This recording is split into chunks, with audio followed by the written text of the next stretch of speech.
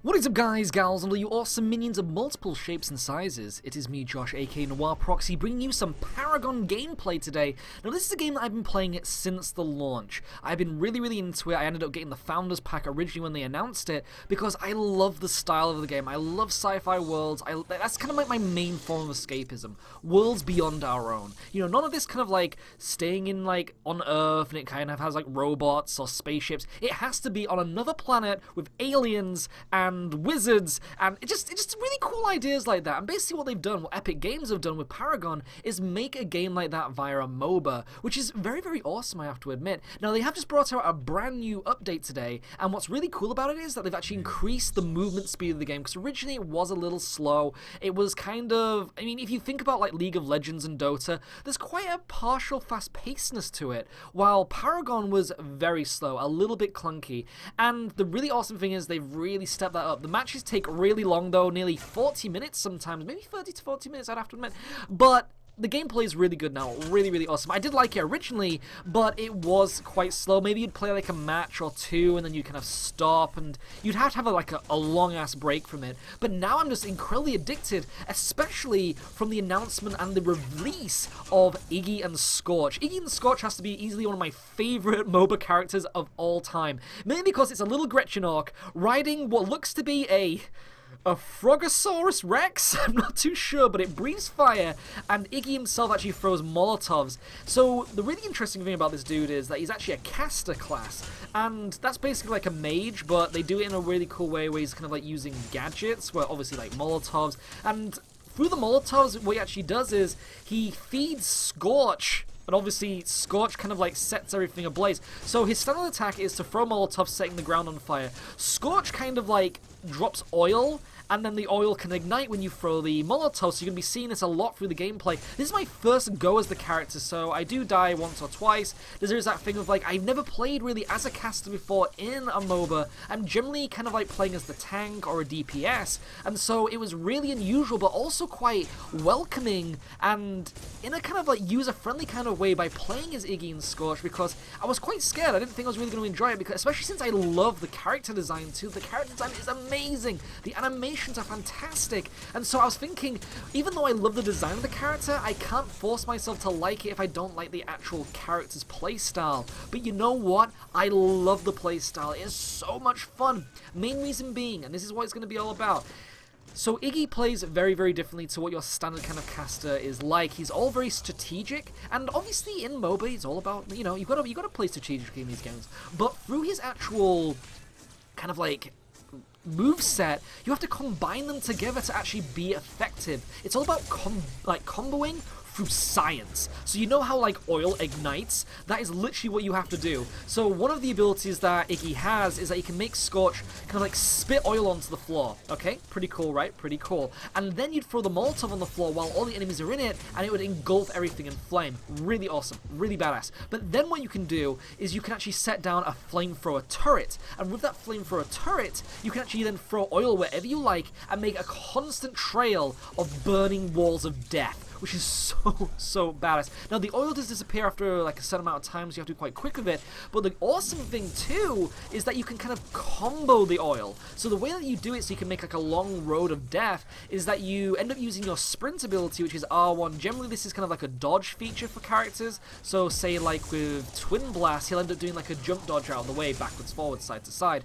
But with Iggy, he'll do a sprint either forwards, backwards, side to side, while spitting oil on the floor, and then you throw the Molotov, and it sets the entire row on fire, and it's so awesome. So generally what I'll end up doing is I'll end up sprinting past a line of minions and then dropping the Molotov on the like complete like road of oil, and it's such a like a, what would you say, a rewarding kind of attack in a way, because you know that you've made that yourself. You're not firing forgetting, which is what a lot of the characters in this game do. It's actually kind of like planning your next move, seeing what's going to happen and making your enemy walk into it and feeling really badass from that. But comment section below, let me know, what do you think to Iggy and Scorch? You like the character design? The visuals are quite nice, right? There's kind of like partial feeling of kind of semi-realism, and maybe it's through the like the textures or maybe like the character's animation. I'm not too sure, but he looks really awesome in times, especially when you do the recall teleport.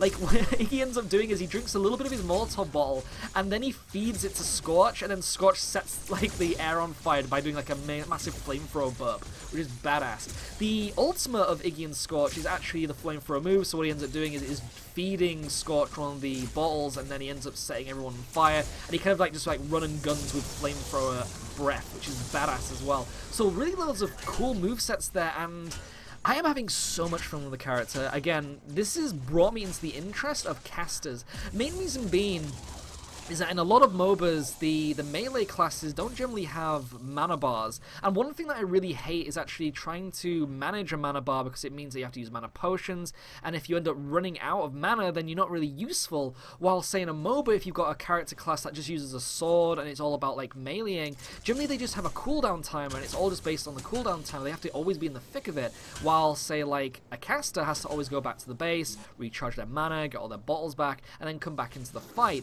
But the really awesome thing is that Paragon, or Epic Games should I say, with Paragon, is that they've made it so that you can actually go home and then get back into the fight really, really quickly through the kind of like speed up like sprint function, which is really, really awesome.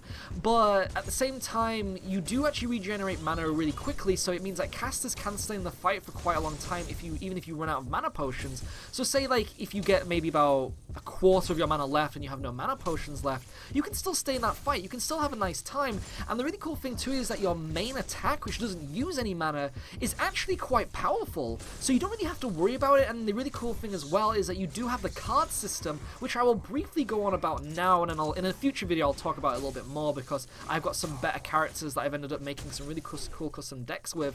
Now, with the card system, what you basically have is, it's kind of like, if you've ever played like Halo 5, you know how you have the Rex system, and you have all those little special cards for like vehicles and weapons. Now, what you end up doing is, you end up actually keeping those permanently when you actually kill enemies. You'll notice that whenever I kill a minion or a player hero, that they drop these little burning orange orbs. Now that is kind of like card experience, card currency in a way. And what you end up doing is you end up purchasing specific cards while at home base that will amplify your abilities, say through more mana, more health, more damage, maybe increase cooldown. And then what you end up doing is, by buying those kind of equipment cards, you then actually upgrade them with upgrade kind of cards. And those upgrade cards, say, I think it's like 3 circles on each like main equipment card. So if you use 3 upgrades on one equipment card, you may actually potentially unlock kind of like a ultimate like max level booster. So for instance, say that you've got a, like, let's say with Iggy has like, one of his things is energy damage, so he actually does as a caster energy damage because he's ranged and he uses magic, and so he uses that kind of like energy output to kill people, which is kind of weird because you'd think it'd be kind of like fire damage, but never mind. So what he ends up doing is, through doing that, you would end up, say, you'd have your buff, which it may just be focused as an energy damage card, but then you'd end up putting all those energy damage upgrades. So say you'll have like a bunch of upgrade cards that say you'll get 2+ extra damage for energy damage. You put all of those into your energy damage card, and then the special boost might be 5+ extra points of damage into energy damage, which is kind of awesome. So you kind of have like a, it's like breadcrumbing you to actually really upgrade those cards and actually make yourself better, which is really awesome. And the really interesting thing too is that through playing matches, through getting experience, you unlock card packs, and then you can actually increase the, you know, potential of combining even more powerful cards. It's kind of like Yu-Gi-Oh! Or Pokemon in a way. You know how with Pokemon you have the Pokemon, and then to actually use their moves you have to have the energy to kind of like output it. It's kind of like that, but to actually do all those special attacks you need the cards to do it. And so if you want to see the full potential of these characters, you need to get those card packs and see what potential you've got there. Now, yes, there are microtransactions, which can probably be a little bit depressing, but you end up getting a nice starter pack with all of your characters that you don't really need to worry about using all of them. It's very skill based, so even though you may have an opponent that has some really cool cards to upgrade their characters with, they're generally just combinations of, say, like, again, you may have a card that says that you get like 5+ damage for, you know, your attacks, and that's it. Then you would equip that, and then off into the battlefield you go. While your enemy might have one for, say, 6+, but you'll have a better boost when you upgrade it. So it's this thing where everything seems even, but it's more about the cards are very tactical it's not really about you becoming powerful where it's pay to win. It's more about tactics kind of stuff. So you'll end up finding like a card that's got better combinations to your playstyle and your way of actually kind of like looking at the battlefield and thinking, well, this is how I play, and so maybe having more damage and more mana will be better than having more damage than health. So again, it's not these kind of things of thinking, oh, if I keep buying card packs, I'll get this like uber rare one which will end up making me one-shot everything. There is no way of doing that. It is impossible. I've ended up unlocking a lot of card packs just through playing the game, and they are all just playstyle combinations, which is awesome, which is I'm very grateful for. So you don't feel forced to end up buying card packs, which is awesome, because I hate microtransactions, especially when it's about like winning, you know, to actually get better by paying money. We do not need that, especially in a MOBA, especially in a multiplayer-focused game. This game has no story from what we know about it. It is all about heroes clashing on the battlefield. Now, again, let me know in the comment section below, what do you think of the idea of the card system? Remember that this isn't pay to win, so please no comments about how you hate pay to win. I mean, I would love to know your opinion on pay to win kind of games and stuff, but it's quite appreciative knowing that this game doesn't do that, right? And another thing too is that you can actually upgrade these characters by getting more taunts, and you can actually get more skins by just playing as the characters. I assume that they will bring out like purchasable skins because they need to support this game some way. It is free unless you actually buy the Founders Pack, which you'll get all of the starter characters' second skins. It's kind of like you upgrade the characters and then by doing all of their challenges, you unlock a special skin for them, which is called the Challenger skin, and then you have the Master skin after that. So if you do like the Founder Challenger pack that I purchased, I get all the Challenger skins for the starter characters. But then say if you get the Master one, you get all the skins for all the characters through their skill trees, which is kind of awesome, I think.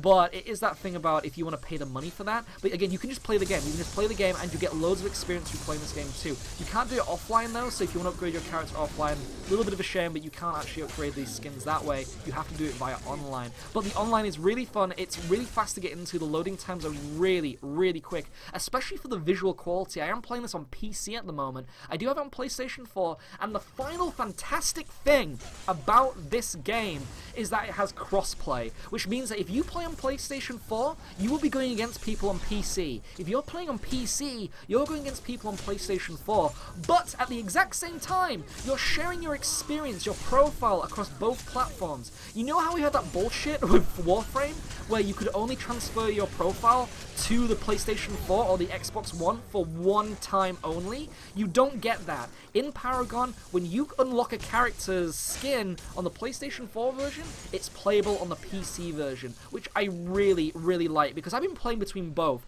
and the game looks really gorgeous on both systems too. So, let me know in the comment section below, what do you think to Paragon? What do you think to Iggy and Scorch? Who's your favourite character? Is there actually a character in Paragon that you prefer over these two? But let me know in the comment section below. I would love, love, love to know. But either way, it's me, Josh, aka Noir Proxy, playing some Paragon for you on the PC, and I will see you all next time.